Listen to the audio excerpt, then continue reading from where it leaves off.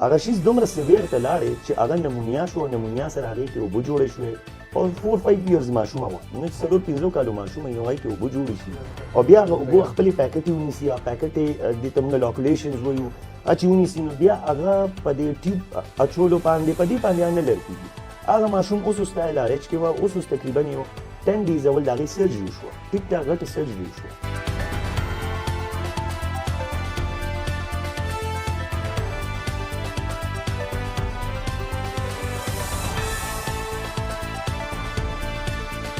د یخ موسم چې اوس نن سبا کوم پېښور کې چلی سر دې کې خپل ماشومان د بیماریانو نه بچ کو سینګ هغې سره داسې څه احتیاط پکار دي چې هغې بیماران نشي. د ځانانه د ځان په خپل ډاکټرانې جوړې کړي دي، پوډر او شربت ټول پیژني، که نوم نه م ورځي نو بس کیمیسټ خلک ولیږي د پوډر او شربت دغې حوالې سره څه وایي؟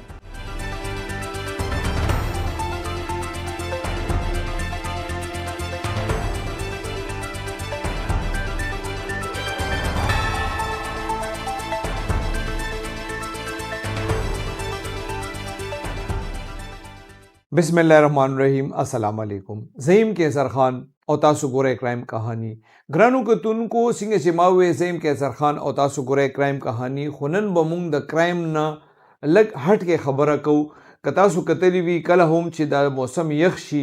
نو څه داسې غلطیانې زموږ مور پلار نه زموږ نه پخپله کېږي چې یاره اکثر تاسو وګورئ نو په هسپتالونو کې بیا د ماشومانو د دونه ډېر زیات بیمار وي ماشومان چې په هسپتالونو کې ځای نه وي. نو دې حوالې سره به د میډیکل اینڈ چیسٹ اسپیشلسٹ ډاکټر علي سلیم خان سره خبرې کوو چې یاره دې کې خلکو لا د دې بیمارۍ نه بچ کېدو دپاره څه احتیاطونه پکار دي او که فرض کړو چاته په خپله دغسې بیماري ولګي یا ماشومانو ته ولګي نو هغې له فوري څه کول پکار دي. ډاکټر صاحب د وخت راکولو ډېره ډېره مننه. څنګه چې ما خپلو کتونکو ته ووې دې حالت کې بیا خلکو له احتیاط څه پکار وي او که چاته د بیماري ولګي نو بیا هغې ته فوري څه کول پکار دي سر؟ ډېره مهرباني کیسر بھائی، تاسو دومره رالیست، تاسو ټیم تاسو دومره ټایم راکړو. ټو بی ویری آنیسټ دا تاسو چې کومې خبرې وکړې دا خو داسې خبرې دي چې لکه په دې باندې ډېر خلک پوهېږي خو ډېر خلک پرې نه پوهېږي. د هغې مین ریزن دا دی چې یو خو هغه زموږ هغه میډیکل ایجوکیشن داسې شی دی چې لکه پکار دا ده چې یو ماشوم دی هغه ناجوړه شو نو نیئر بای چې کوم هاسپټل وي هغې ته خلک لاړ شي نو ښه به هغې کې ډاکټرز دي لازماً ټول پوهېږي، میډیکل یې کړي، ښه ټیک ټاک سبق یې ویلي، بیا هغې نه پس داسې یو ایشو جوړه شي چې کم زموږ زیاتتر چې کم پیرنټس وي چې کم مور او پلار وي نو هغې دا کوشش کوي چې یاره هاسپټل ته یې بونځو او موږ یې داسې لنډ چې کم زموږ سراونډینګس کې بس چې یو انجکشن دوه ولګي او بس یو شربت دوه وله ورکړي دې ول بي فاین. نو هغه زیاتر خلک یې سره ټیک هم شي، دې کې هېڅ شک نشته دی، الله پاک د هر چا په لاس کې شفا اچولې ده. خو خبره بیسیکلی دا ده جي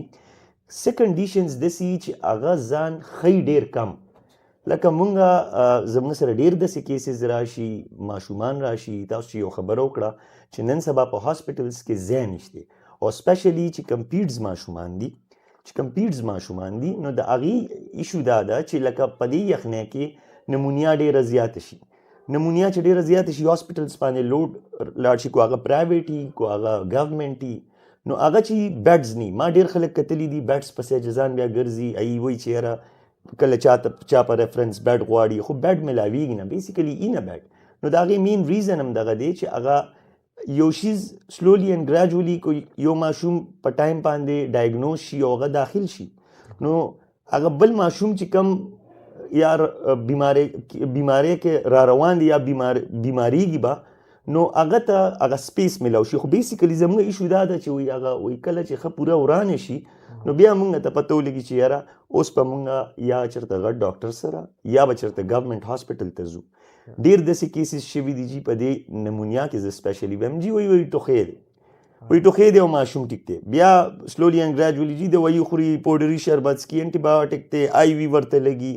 وایي جي ستنه ورته ولګېده په غوښه کې ورته ولګېده. نو بیسیکلی ایشو دا ده جي چې هغه شی دومره ګډوډ شي چې هغه یو بلوم شي یکدم چې روزي نو هغې کې بیا دومره سپیس نه. اوس ریسنټلی ما تاسو سره ډسکس هم کړه مخکې زمونږ یو ملګری و ډېر پیژنګلو هغه اجس چې دی نو دغه شانتې ماشومه وه یو 20 ډیز نه آن اینډ آف نه جوړه وه ټوخې دی زکام دی سینه خرابه ده یخني وه تاسو ته هم پته ده بارانونه پکې رالل نو د ډېرو مورو پلارو دا خیالات دي چې یاره بس دا به سیټل شي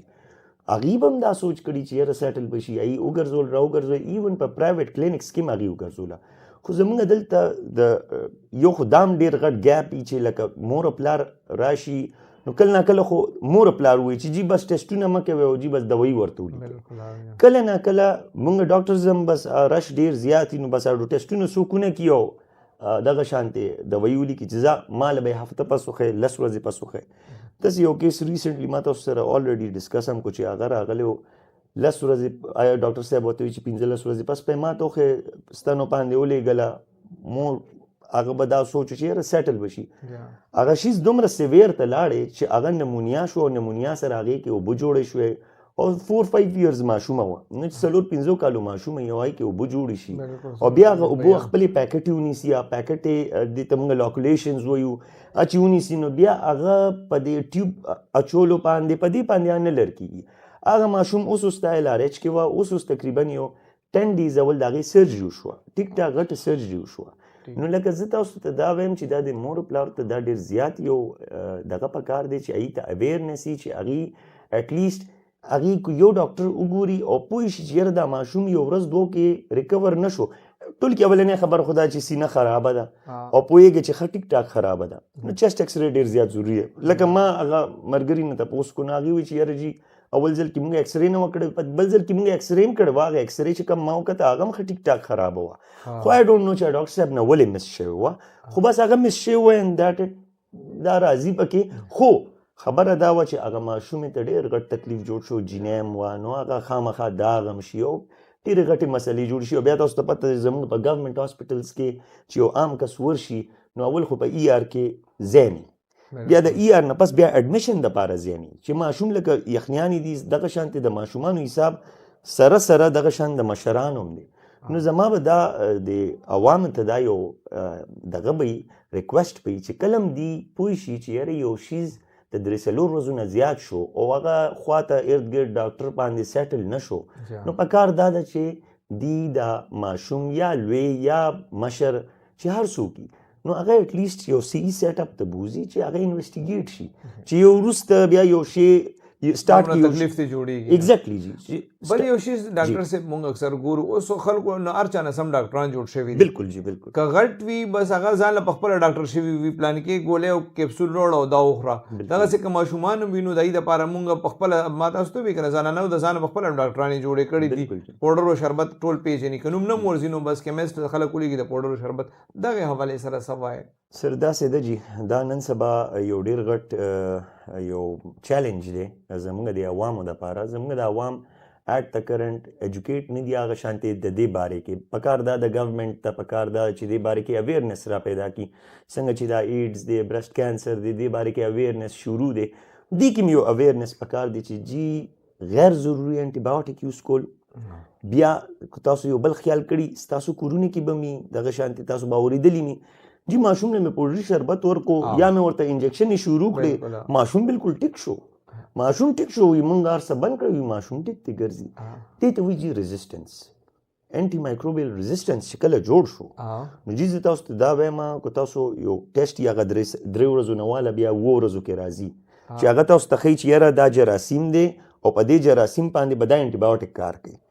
اول خو هغه ټیسټ جراثیم رالي نه ځکه چې هغه دومره ګډ وډ انټي بایوټیک یوز کړي یو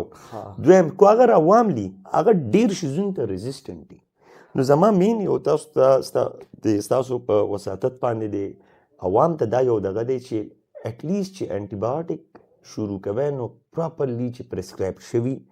پراپر سړي کتلی کو هغه فیمیل ډاکټر کو میل خو چې پراپر ډاکټر کتلی او بل دا مین خبره چې تاسو ډېره ښکلې وکړه چې پوډري شربت دې شروع کړي موږ خلک پوره ډوز نه ورکوو او جی یو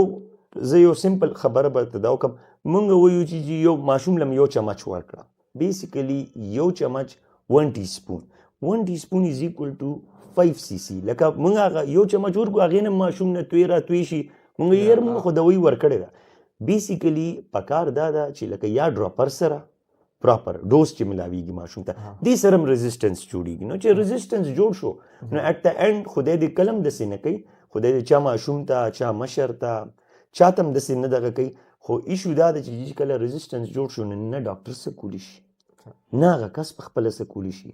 هسې هم هر څه الله کوي. دا زموږ یقین دی. ټیک شو جي. ایون چې یو ډاکټر دی په خپله هم ناجوړه شي خو هر څه الله کوي. خو لکه هر یو شي یو طریقې که نه جي. اوس یو مین خبره دا ده چې یو اور لګېدلی دی نو الله پاک موږ انسانان پیدا کړي نو اور کې خو به خپه نه ږدي که نه، او که موږ په اور کې خپه ږدو نو دا هم زیاتې دی. څنګه تاسو خبره وکړه چې د کیمسټ که نه بس هر څوک ور روان دي او ځان له دې پخپله دوا نه هسې ګورنمنټ له داسې پالیسي هم نه ده جوړول پکار چې کیمسټ د هر چا له د ډاکټر د پرسکرپشن نه بغیر میډیسن نه ورکوي. ډېره ښکلې خبره مو وکړه جي. پکار خو دا د بهر ملکونو کې ټول موږ ولې خلک دلته نه چې سعودي ته څوک ځي ځان سره پنډ دوايانې ویسي. ولې یو خو دا ده چې هلته دوايانې ګرانې وي، هغه هم یو ایشو ده. یو هغې داسې ډایرکټ نه ورکوي، بجای تاسو سره د پاکستاني پرسکرپشن خو پرسکرپشن لازما ضروري دی. پکای زمونږ د چې څومره دا ډرګ کیمسټري دي ته هم دا پکار ده چې لکه دي کې تاسو ته به جي دا پته وي دلته خو دا خو پېښور دی، خو دا پیرفریز چې څومره دي ارد ګرد دا علاقې دا کلو سایډونو ته ایون داسې مردان خو سټي ده، بیا مردان کې بیا خواته کلي دي نو هلته جي څوک کمپلیکس ته نه راځي، څوک ډي ایچ کیو ته نه ځي، څوک پرایویټ یا کیمسټ له یا خپل ډاکټري یا خپل ډاکټر یو کی نو چې خپل ډاکټر یو کی نو اټ اینڈ نور سونه کی ځان ته هم ګرانه کی مونږ ته هم ګرانه کی. د یخ موسم چې اوسنن سبا کم په خور کې چلی سر د کې خپل مشومان د بیماریانو نه بچ کو سینګا غي سره داسې احتیاط پکار دي چې هغه بیماران نشي. ټیک خپل خبر مو کې کسر بھائی مین خبر خدا کسر بھائی کو تاسو یو سوچو کې زمونږ نن سبا داخله کوئی دا لوکل چپس چې کوم وروتي سمپلی هر ماشوم خوري جی. ٹھیک شو جی. هر ماشوم مړی خرابوي. ټیک شو جی. کانسټنټلی دا هغه ټایم ټو ټایم دا هغه مړی خرابېږي دلته ورته کور کې ورته بس انټي بایوټیک ورکوي. ټیک شو. خو موږ دا سوچ نه کوو چې به ماشوم دا چپس بند کړو. ټیک شو جی. دا لوکل چپس چې څومره وروتي تاسو ته به دې بارې کې دې کې زموږ ایډمنسټریشن ته پکار دی چې لکه اټلیسټ دی په دې دا جي د هغې فیکټریانې نه هغه بس داسې کورونه کې جوړیږي څو ځله چاپې والي شوي دي خو زموږ په مخامخ په دې هر څه په مخامخ دا ټرانسپورټ کیږي دا خلکو ته پرووایډ کیږي د دې سپلایز کیږي په دې باندې یو غټ پټ روکتام پکار دی. بل تاسو یو خبر وکړه چې یخنۍ نه بچ کېدل چې دوه خبرې دي. ماشوم دی سکول ته ځي نو مور بیسیکلی مور ته پکار ده ځکه چې همیشه مور زیاتر ماشوم تیاری کنه جی یا مور یا کور کې چې څوک هم زناني یا کو سب پلاران هم دسی چې ابا ماشومان ته ماشوم ګرم ساتل پکاري، ساکس پورا جرابې خامخا چول پکاري. نن سبا خو مخکې او با مشران وایي به ماشومان ته درازونه اچول پراپر خو هغه دغه ختم دي جی. بس ماشوم دی کو بهر څنګه کپړې واچوي نن سبا ماشومان هم ډېر ضدیان شوي دي او چې څه وایي مور پلار یې مني. ټیک شو. وایي نه زه داسې ځم ټوپیګانې څوک نه چې سهار کې هوا چلیږي. نن سبا تاسو ته دا هم پته سکولونه څومره وختي دي. ټیک شو جي. ورسره غټ غټ بیګونه یې بل اچولي نو چې دا ماشوم ځي هغه الریډي ستړي. ټیک شو. او د ماشوم امیونټي الریډي کمزوري. ټیک شو جي. لکه اوس ما تاسو یو موږ تاسو به یخنۍ سره لږ وجنګېږو که نه خو ماشوم دی که نه جي. یو دویمه خبره یخ ګرم جي. یخ ګرم ډېر زیات یو فیکټر دی. لکه کوس تاسو ماشوم د ګرمې کمرې نه یخ ماحول ته وباسئ افکورس هغه به زکام کېږي. ما تاسو د چپس ته خبره وکړه سینه مړی خرابه ده سینه به لازما خرابېږي نو چې سینه خرابه شو نو هغه یو پوره سایکل جوړ شو. نو بس دا زموږ مین یو بیسیکلی زموږ مین خبره دا ده چې ایډمنسټریشن ته دې کې یو ډېر غټ رول پکار دی چې هغه ډرګ کیمسټ چې څومره دي او اویرنس را پیدا کړي چې کوم زموږ د مشران دي یا کورونه کې دي یا زنانه دي دې هم ځان کې دا اویرنس پیدا کړي چې لکه ماشوم ته غیر ضروري دوایي ورکول بغیر د ډاکټر نه اډوایس نه بغیر ورکول دا لکه او بل ډرګ کیمسټ سیستم دا پکار دي چې لکه ته راشه او بس ورته ووایې چې یاره دا انټي بایوټیک والی ته به ښه شي نو ضروري نه ده میبي هغه ښه هم شي زه دا هم نه وایم خو که هغه ښه نه شو نو هغه به کړېږي که نه. ما تاسو ته دا کومه خبره وکړه هغه په ډاکټرانو ګرځېدلی و زه به تاسو ته څه ویم جي هغه کس تقریبا لاست ویک خو د هغه سرجري وشوه او هغه تاسو دا منې او که نه منې 15-20 ورځې نه اوس هم هاسپټل کې آی تھنک یو ورځ دوی کېږي چې کور ته به تلي. ډېره مهرباني ډاکټر صاحب. یو ویلکم شکریہ. یو ویلکم.